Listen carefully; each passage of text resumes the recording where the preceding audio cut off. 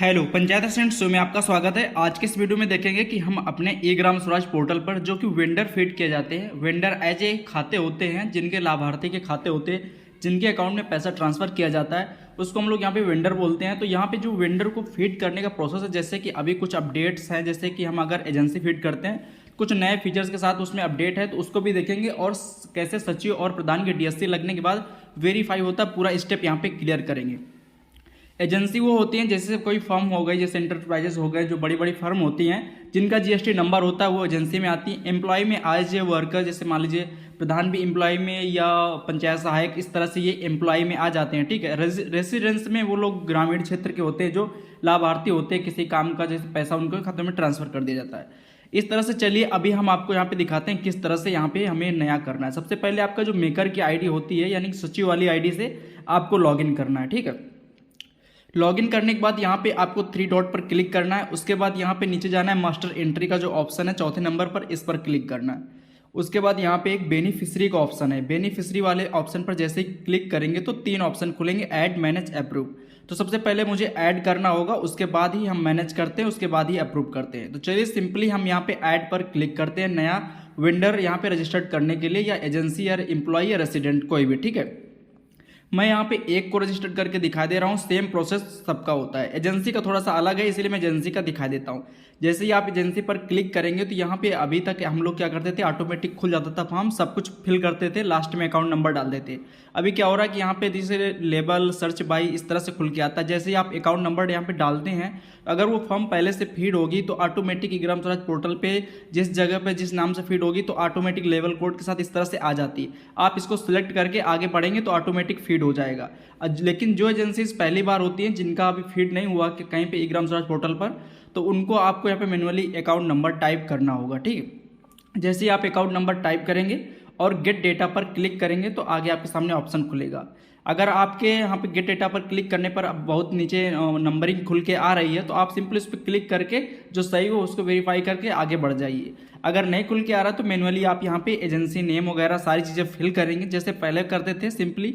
अब यहाँ पे सारी चीज़ें आप नीचे तक फिल करेंगे। तो यहाँ पे चलिए एजेंसी का जो नेम है आपको इस यहाँ पे मैनुअली इस तरह से टाइप कर देना है, उसको यहाँ पे फिल कर देना है। एजेंसी का नेम टाइप करने के बाद यहाँ पे जैसे कि आप देख सकते हैं कि बहुत सारी चीज़ें खुल रही हैं, mobile number, permanent account number, और यहाँ पे सारी चीज़ें टैन नंबर, TAN जो होता है नंबर, उसको भी यहाँ पे डालने के लिए कह रहा है। लेकिन ध्यान रखिए जो यहाँ पे एजेंसी जैसे नेम यहाँ पे रेड मार्क से स्टार लगा हुआ है, वो चीज़ मैंडेटरी है। जिसमें स्टार लगा हुआ वो आपको फिल करना है, बाकी आप छोड़ सकते हैं। लेकिन अगर आपके पास जैसे यहाँ पे GST नंबर वगैरह है कंपनी का तो आपको सिंपली यहाँ पे फिल कर देना है। ठीक है। इसीलिए ऑप्शन है तो उसमें फिल कर देना, अगर नहीं है इनकेस तो आप यहाँ पे छोड़ सकते हैं। यहाँ पे नीचे बढ़ते हैं तो यहाँ पे कॉन्टैक्ट एड्रेस 1 पे आपको क्या करना है, सिंपली उस फर्म का या जहाँ का वेंडर हो उसका एड्रेस डाल देना है। सेकंड पे डाल देना सेम कॉपी करके एड्रेस। उसके बाद यहाँ पे तीसरा आप छोड़ देंगे, कोई इशू नहीं है। उसके बाद सिटी को यहाँ पे सिलेक्ट कर लेना है, सिटी में एज ए उसका डिस्ट्रिक्ट आप यहाँ पे डाल सकते हैं। फिर नीचे आएंगे बैंक नेम पे। जैसे ही बैंक नेम पर आप क्लिक करेंगे तो आपके सामने बहुत सारे ऑप्शन खुलेंगे और सभी बैंक जो भी होती हैं यहाँ पे लिस्टेड हैं। आप जिस वेंडर का, जिस एजेंसी के जिस जहाँ पे खाता हो आप उसको सेलेक्ट कर लेंगे, उस बैंक अकाउंट को, पर्टिकुलर बैंक अकाउंट को सिलेक्ट करने के बाद यहाँ पे IFSC RTGS जो कोड है उसमें सीधा IFSC कोड ही यहाँ पे मैनुअली फिल करना है। ये आपके पासबुक में या चेक नंबर पे आपको मिल जाएगा, तो वहाँ से आप इसको देखकर सही सही से IFSC कोड यहाँ पे आप फिल कर देंगे। IFSC कोड फिल करने के बाद यहाँ पे बैंक अकाउंट नंबर भी आपको सही सही से मैनुअली फिल कर देना है। अगर आपका पहले से मैप होगा, एजेंसी फीड होगी तो ऑटोमेटिक वहाँ पे आ जाता है। वहाँ से आप जब क्लिक करेंगे तो यहाँ पे ऑटोमेटिक फिल होके मिलेगा। ठीक है। मेरे केस में पहली बार है तो यहाँ पे मुझे फिल करना पड़ रहा है। ठीक है। यहाँ पे फिल करने के बाद अकाउंट नंबर, अगर आप कोई चीज़ें देख लीजिए, नहीं तो आप यहाँ पे सेव कर क्लिक कर देंगे। अगर डाउट है तो क्लियर करके फिर से भर सकते हैं। एजेंसी डिटेल सेव्ड, इस तरह से एक मैसेज आएगा, आपको यहाँ पे इसको ओके पर क्लिक करना है। ठीक है। यानी कि ये एजेंसी जो डिटेल थी सेव्ड हो गई। अब इसके नेक्स्ट स्टेप क्या देखते हैं। अभी तो केवल फॉर्म फीड हुई है, उसके बाद की क्या स्टेप है। फिर से जाएंगे मास्टर एंट्री पे, वहीं पे क्लिक करने के बाद बेनिफिशियरी पर फिर से आएंगे और ऐड यहाँ पे हो चुका है। अब हम मैनेज वाले में कब क्लिक करते हैं, जब कोई चीज़ गलत हो जाती है तो हम उसको मैनेज यहाँ से कर सकते हैं। यानी कि अकाउंट नंबर, IFSC कोड कुछ गलत हो गया, नेम, तो चेक कर सकते हैं। नीचे अप्रूव वाला ऑप्शन, तो सिंपली इसी अप्रूव वाले ऑप्शन पर क्लिक करते हैं।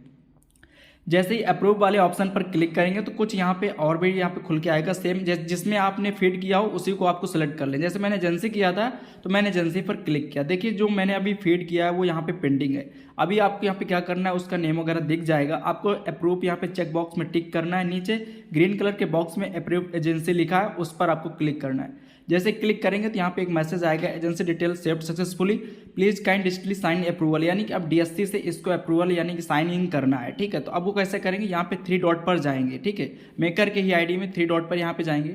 अब यहाँ पे मास्टर एंट्री पर क्लिक करेंगे।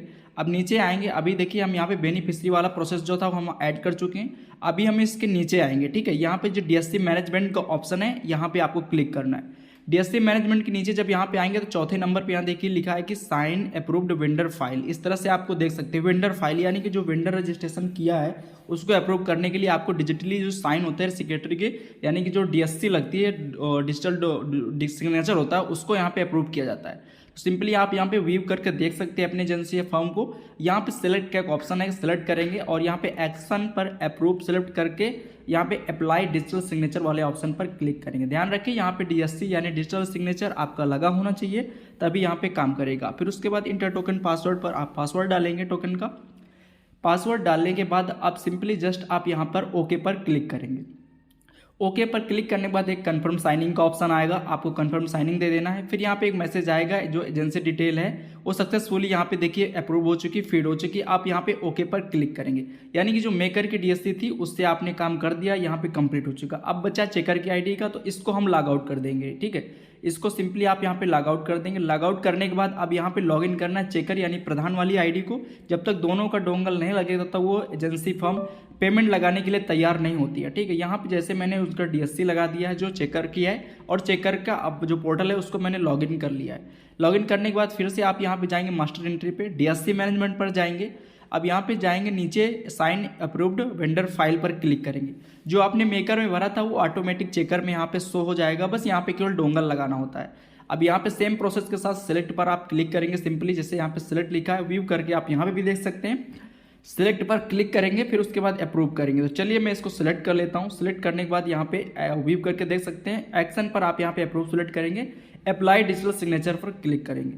जैसे अप्लाई डिजिटल सिग्नेचर पर क्लिक करेंगे तो जो डोंगल लगा होगा उस पर टोकन पासवर्ड आप यहाँ पे डालेंगे। उसके बाद कन्फर्म साइनिंग देंगे और इसके बाद यहाँ पे एक मैसेज आएगा, vendor file approved and sign successfully. इस तरह से यहाँ पे वेंडर का काम हो चुका है। अब यहाँ पे डोंगल दोनों सची और मेकर प्रधान की आईडी जो दोनों से डोंगल लग चुका है। अब ये पेमेंट 24 घंटे के अंदर या 2-4-6 घंटे के अंदर एक्सेप्ट हो जाएगा पीएफएमएस से। अब पेमेंट लगाने के लिए रेडी हो जाएगा। अभी थोड़ा सा वेट करना है, ये ऑटोमेटिक होगा। यही प्रोसेस होता है डीएससी लगा के अप्रूव करने का। आई होप आपको समझ में आ गया होगा किस तरह से यहाँ पे हमने बताया कि वेंडर को कैसे ऐड करना है। आप कोई भी ऐड कर सकते हैं। Thanks for